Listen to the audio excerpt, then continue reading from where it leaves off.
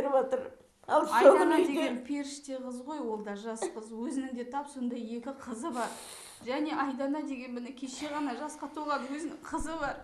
Мүмкін емес қой бүйтіп зорлап, қорлап, өлтіріп, машинасын үйіне әкеліп қойып, балаларын таси ма сонымен. Бір 17-18 жасында шаталған екен, ұрлыққа барып. Сонда сотталған адам емес пе? Осы менің ағама жабу бұларға лайықты болып отыр. Білмеймін. Ештеңе сұраған жоқ, сонда милициялардың қақы бар ма? Сонда келіп осылай шаталып жатыр деп айтқан да жоқ. Осылай істі қылып жатырмыз, ешқандай бір ауыз сөз жоқ. Телевизордан көріп отырмыз ғой, убийца табылды. Осылай аты жөні Хасанғали Бекболат деп айтты. Милиция білет бұның кетіп қалғанын. Ал сол уақытта неге нетпейді, ұстамайды? Білмеймін, мен түсінбеймін. Тек кілем жазып жатқандары өтірік, жантыр жібердік. Қайда барамын мен? Қолымнан не зат келеді?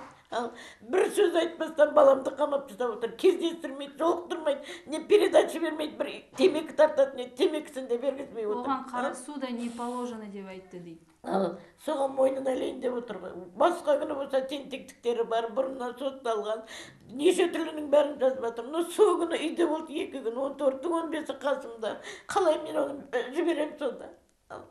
Айтыңдаршы, шындықты тауып беріңдерші маған. Соның қасында болған кісілерді біреулер 2 кісі деп айтады, біреулер 3 кісі деп айтады дейді.